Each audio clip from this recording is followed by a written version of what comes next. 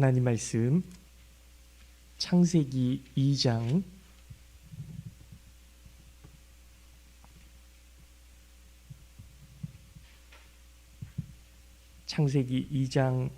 4절부터 8절까지 말씀 보도록 하겠습니다. 구약성경 2쪽 창세기 2장 4절부터 8절까지 말씀. 창세기 2장 4절부터 8절까지 말씀 제가 봉독해서 읽도록 하겠습니다. 이것이 천지가 창조될 때에 하늘과 땅의 내력이니 여호와 하나님이 땅과 하늘을 만드시던 날에 여호와 하나님이 땅에 비를 내리지 아니하셨고 땅을 갈 사람도 없었으므로 들에는 초목이 아직 없었고 밭에는 채소가 나지 아니하였으며 안개만 땅에서 올라와 온 지면을 적셨더라.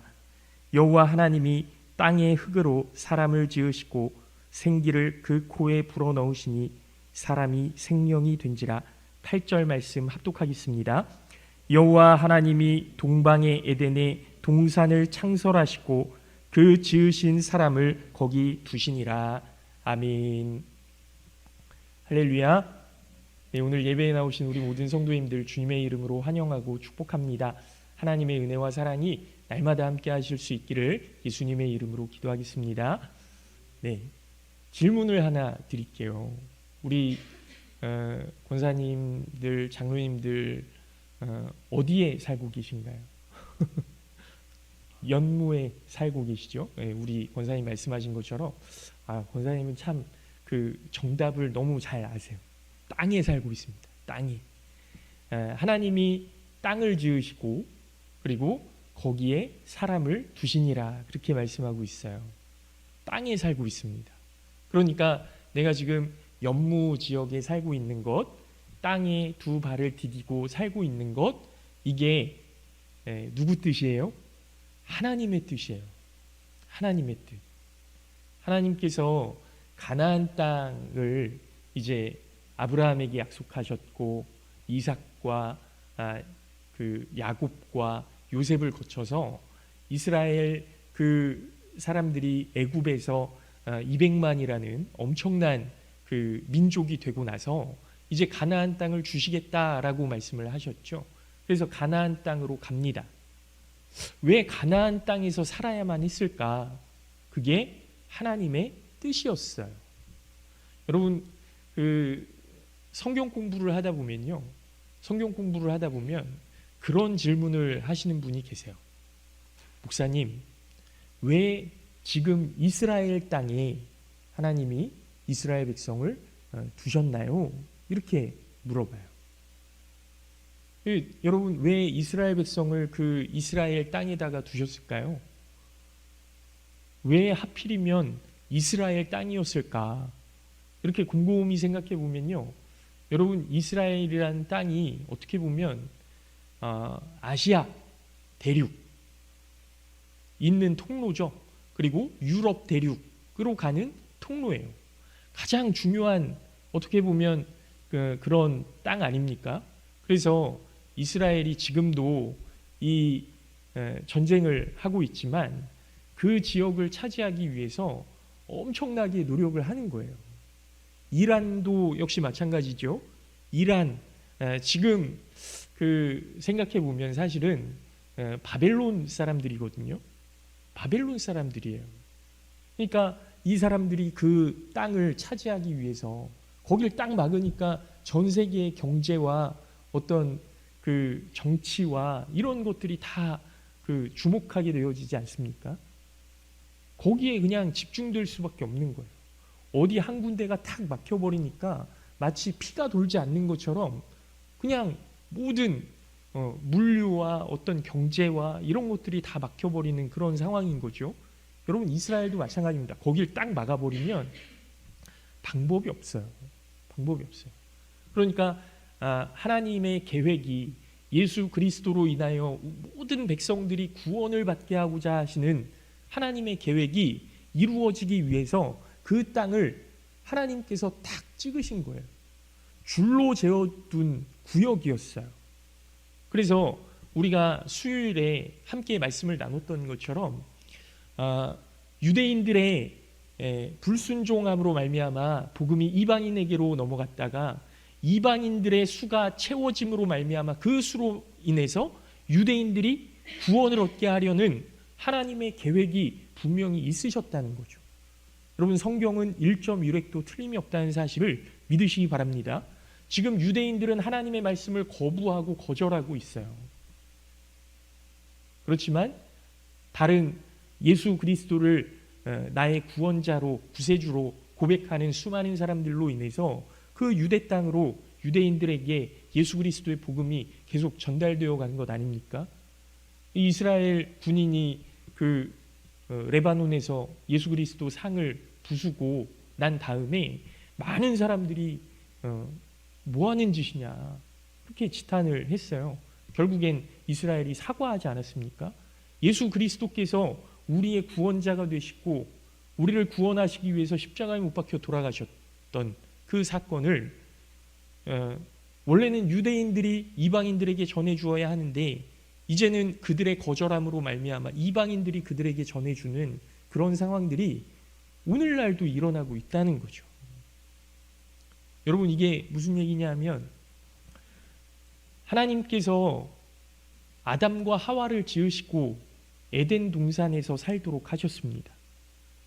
그 사람들은요, 아담과 하와는 하나님이 정해주신 그 구역 안에서 하나님과 동행하며 하나님을 찬양하며 살아야만 했던 사람들이었어요.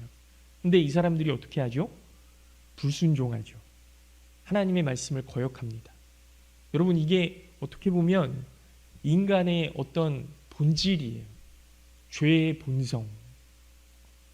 어떤 목사님은 이렇게 말씀하시더라고요. 여러분, 그 산불이 오늘도 건조주의보가 막 이렇게 내려져서 산불 조심하라고 막 뉴스에 나오는데 산불의 불과 그리고 우리가 만약에 촛불을 하나 이렇게 켜놓고 거기에 불을 딱 붙였어요. 어둠을 밝히기 위해서. 이 촛불의 불과 같을까요? 다를까요? 산불의 불과 촛불의 불, 이 불의 속성이 같을까요? 다를까요? 다르다고 생각하시는. 네. 그런데 사실은 같아요. 이게 산불의 불도 태우는 속성이고요. 촛불의 불도 태우는 속성이에요. 그 본질상 같다라는 거예요. 같다.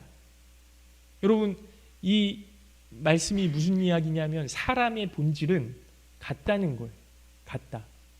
어제 그것이 알고 싶다라는 프로그램을 보는데요. 제가 자주 봐요, 사실은. 왜냐하면 거기에 별의별 사건들이 다 나오거든요.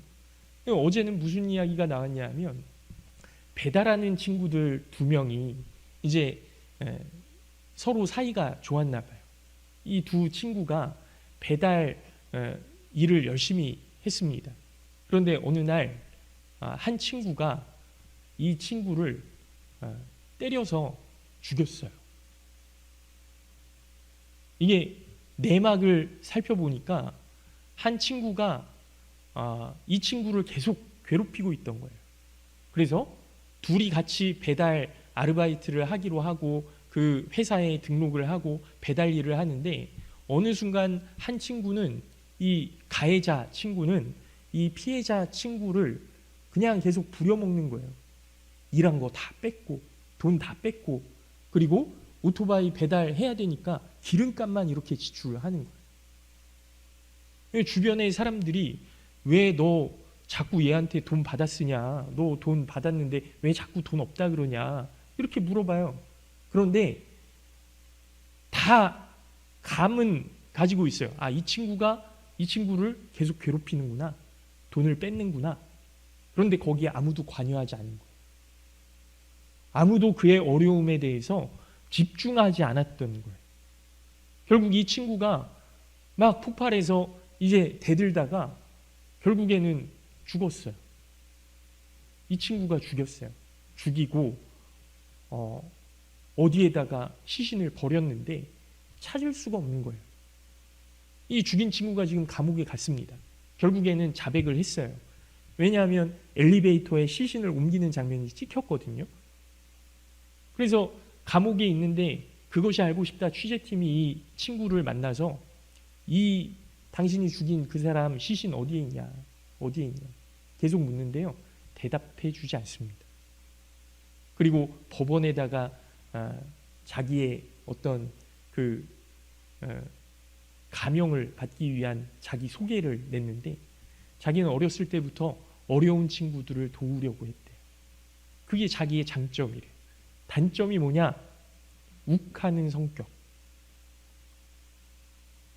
여러분, 지금 제가 왜 이 이야기를 하냐면 사람은 똑같다는 거예요.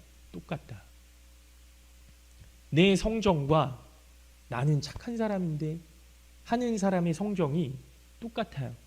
상황과 환경이 만들어지면 언제든지 죄를 지을 수 있는 그런 존재라는 거죠. 여러분, 휘발유를 한 통 가져다 놓고 거기에다가 촛불을 가져가 보십시오. 불을 붙여보세요. 어떻게 됩니까? 펑 하고 터질 거예요. 우리는 촛불과 같은 불을 마음속에 가지고 있습니다. 누구나가 다 그렇게 살아요. 그래서 이 불을 통해서 누군가를 돕고 또 어두운 곳을 밝히는 그런 불이 되고자 하지만 휘발유통이라는 어떤 상황과 환경이 만들어지면 언제든지 범죄할 수 있는 양면성을 우리가 가지고 있다는 거예요. 하나님은요, 하나님의 형상으로 우리를 지으셨거든요. 사람을 지으셨어요. 하나님의 형상으로. 그런데 오늘 본문 말씀에 보면 사실은 땅의 흙으로 사람을 지으셨다 이렇게 말씀하고 있거든요. 먼지와 티끌이라는 뜻이에요. 땅의 흙. 아무것도 아닌 존재라는 거예요. 그것으로 우리 사람을 지으셨고 거기에 하나님의 숨결을 불어넣으셔서 우리가 생명이 되었다라고 말씀하는 거죠. 여러분, 우리 신앙을 이야기할 때 우리가 뭐 환경이 좀 괜찮아지면 조금 더 여유가 생기면 그때는 하나님을 제대로 믿어야지 이렇게 이야기하는 분들이 굉장히 많습니다. 여러분, 자연스럽고 현실적으로 들리기도 합니다. 하지만 그 속에는 하나의 전제가 숨어 있어요. 여전히 삶의 중심은 나이고 하나님은 그 삶을 도와주는 분이라는 생각입니다. 그래서 우리의 신앙은 하나님의 말씀에 맞춰지기보다 내 형편과 감정에 맞춰질 때가 더 많은 거예요. 내 감정이 아직 교회 나올 준비가 안 돼 있는데 어떻게 나가냐는 거예요. 나에 맞춰져 있는 거예요.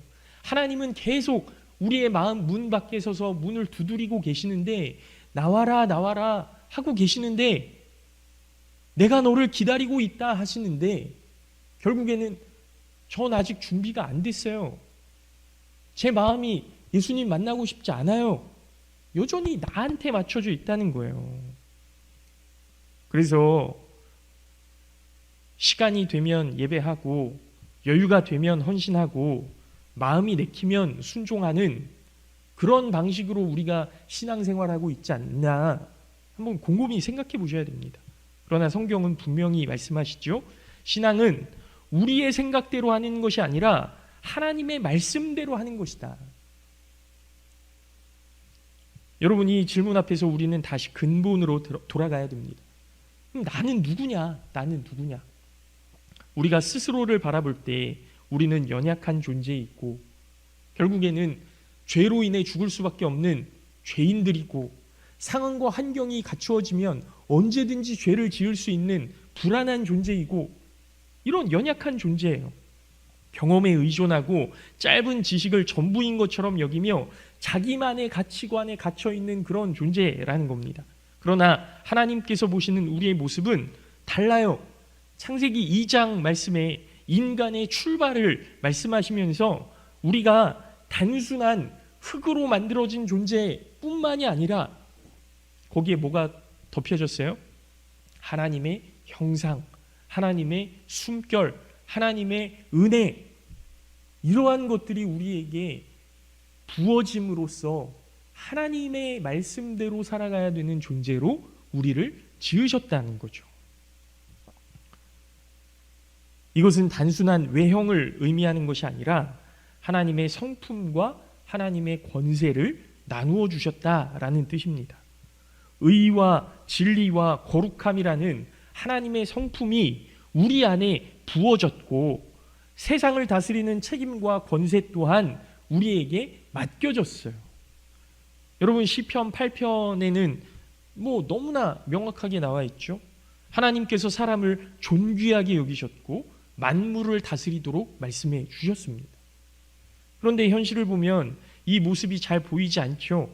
우리가 이렇게도 존귀하게 지어졌음에도 불구하고 그에 걸맞은 삶을 살지 못하는, 여전히 나는 누군가를 미워하고 누군가를 시기하기도 하고,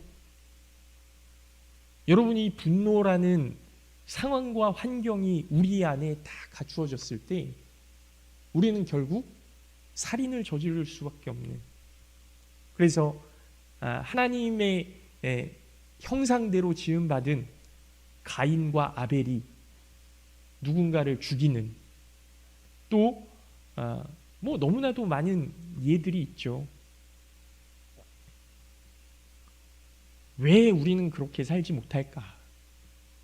창세기 2장 7절 말씀에 그 답이 있는데요. 하나님께서 사람을 흙으로 지으셨다라고 말씀하고 있는 거죠.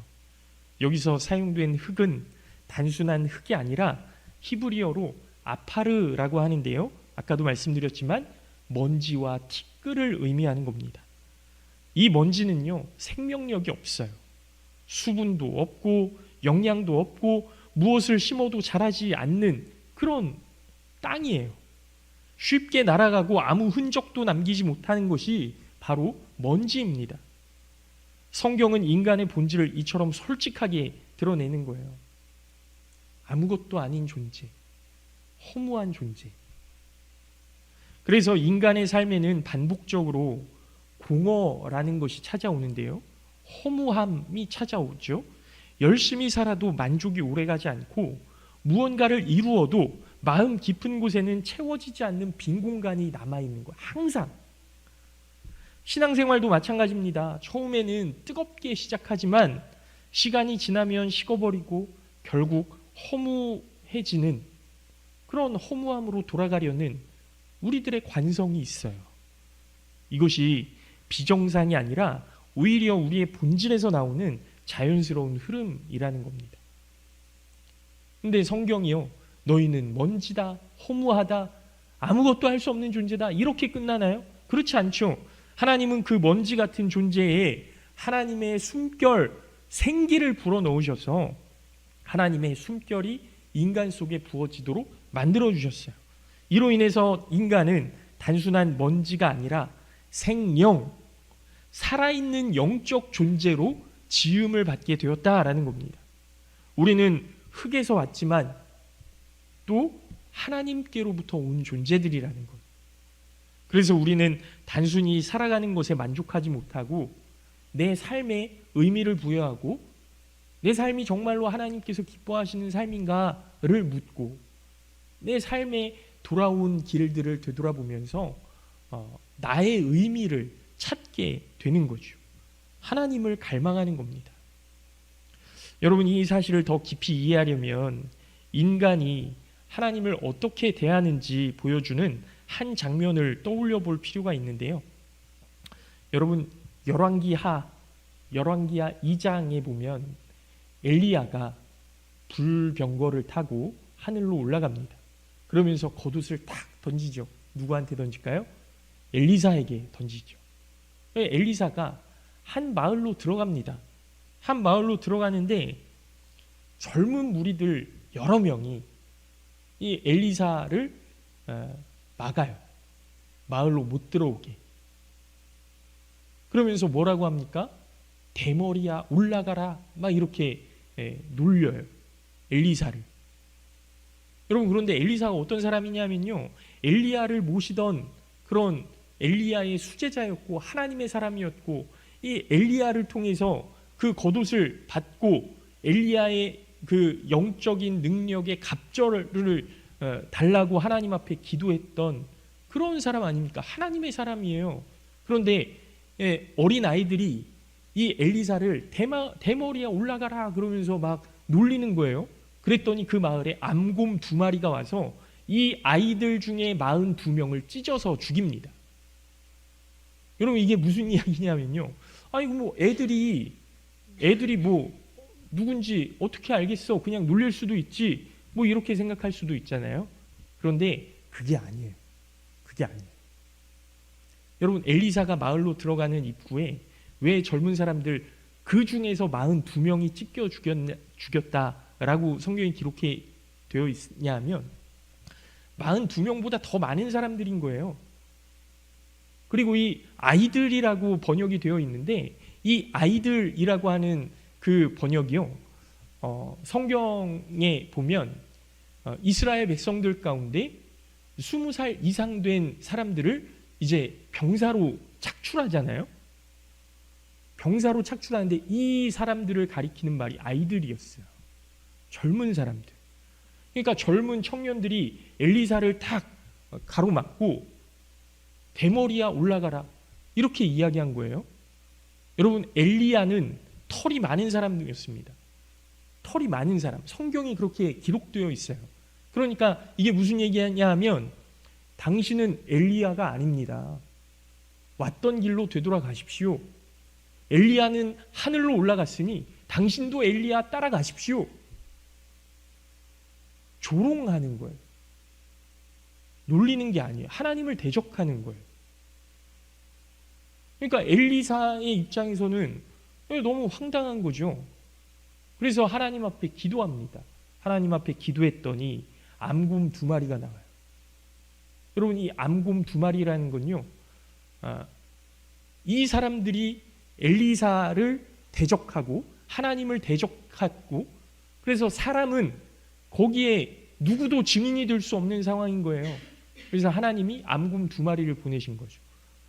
그래서 그 많은 청년들 가운데 42명을 곰에 의해서 죽인 겁니다. 우리는 너를 하나님이 보낸 사람으로 인정하지 않는다. 이렇게 선언한 결과로 심판을 받게 된 거죠. 이 장면이 인간의 본성을 적나라하게 드러내는 것 아닙니까? 하나님이 가까이 오셔도 그분을 인정하기보다 판단하고 거부하려는 존재인 거예요. 예수님이 이스라엘 가운데 아무리 많은 기적을 일으키시고 생명을 살리셨어도 사람들은 예수님을 거부하는 겁니다. 그럼에도 불구하고 하나님은 인간을 포기하지 않으시죠. 엘리사가 이 암곰 2마리로 인해서 그 마을이 심판을 당하고 난 다음에 무슨 일이 벌어지는지 아십니까? 엘리사가요 회복의 사역을 해요. 치유의 사역을 감당합니다. 막 물을 깨끗하게 하고 사람을 고치고 죽었던 생명을 다시 살아나게 하는 그런 사역들을 그 마을에서 계속 일으키는 거예요. 그러니까 하나님이 보내신 사람이라는 걸 엘리사가 하나님의 사람이라는 걸 분명히 드러내 보여주는 그런 증거로 성경이 기록되는 것 아닙니까? 결국 이 흐름은 예수 그리스도에게로 이어지는 거죠. 인간이 하나님을 거부했음에도 불구하고 하나님은 우리에게 오셨습니다.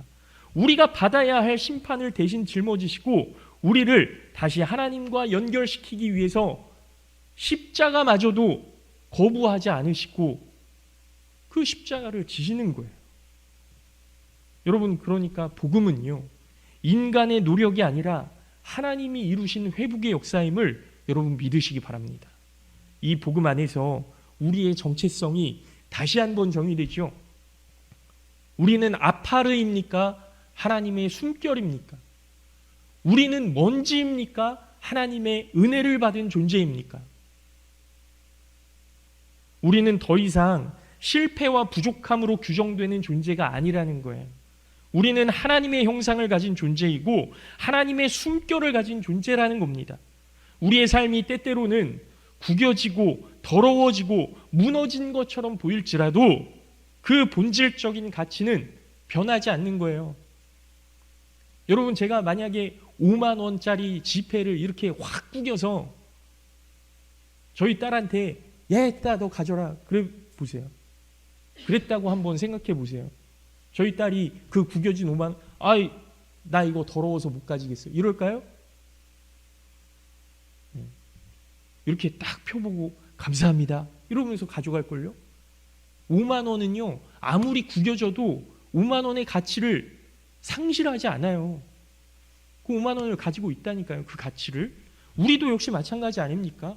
우리가 구겨지고 때로는 죄를 범하고 분노하고 실패하고 좌절해도 하나님께서는 우리를 여전히 기다리고 계시고 우리를 사랑하고 계시고 우리를 향해 손 내밀고 계신다고.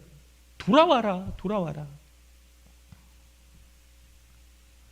그러므로 중요한 것은 우리는 하나님 없이 살아갈 수 없는 존재라는 사실, 이걸 인정하셔야 됩니다. 하나님이 없다, 내 삶 가운데 하나님이 없다, 이건요 나는 죄를 쫓아서 살겠다라는 선언과 같은 거예요. 하나님이 없이는 내가 살 수 없습니다 라는 고백이 우리 가운데 있어야 하나님의 숨결을 가진 존재로 하나님께서 기뻐하시는 뜻대로 살아갈 수 있지 않겠습니까? 어떤 분노의 상황에, 어떤 시기의 그 환경에 내가 놓여질지라도 그래도 하나님이 나를 사랑하시지, 하나님이 내가 이렇게 살아가는 걸 원하시지 않지, 그걸 떠올려야 우리가 죄 가운데서 다시 일어설 수 있는 그런 존재가 되지 않겠습니까? 하나님과의 관계가 끊어진다면 우리는 다시 먼지로 돌아가는 삶을 살게 되는 거예요. 이게 뭡니까? 영원한 죽음이에요. 그러나 하나님의 은혜가 우리에게 부어지고 하나님의 사랑이 부어지게 되었을 때 우리 권사님 기도하셨던 것처럼 다시 부활을 꿈꾸는, 다시 부활의 소망으로 살아가는 그런 존재가 되는 겁니다. 예배와 기도, 하나님과의 만남은 선택적인 종교 행위가 아니라 우리의 존재를 유지하는 생명의 통로입니다. 예배는, 기도는, 하나님과 동행하는 것은 우리의 호흡임을 여러분 믿으시기 바랍니다. 결국 우리의 삶은 두 가지 진실 위에 놓여져 있어요. 우리는 먼지와 같은 존재, 우리는 하나님의 숨결로 지음받은 생명의 존재. 여러분 어떤 것을 선택하시겠습니까? 먼지로 살아가시겠습니까? 하나님의 숨결을 받은 생명으로 살아가시겠습니까? 하나님은 우리의 성공이나 실패에 따라 우리를 판단하지 않으십니다. 우리가 무엇을 이루었냐가 아니라 하나님께서 우리를 어떻게 만드셨느냐가 우리의 가치를 결정하는 거예요. 세상은 우리의 가치를 끊임없이 낮추려 하지만 하나님은 여전히 우리를 존귀한 존재로 보고 계십니다. 그 사실을 붙들고 살아갈 때 우리는 비로소 하나님이 기뻐하시는 삶으로 나아가게 될 줄로 믿습니다.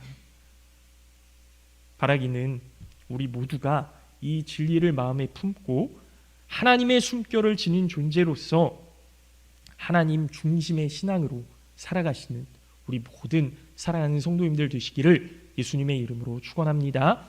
잠깐 기도하겠습니다.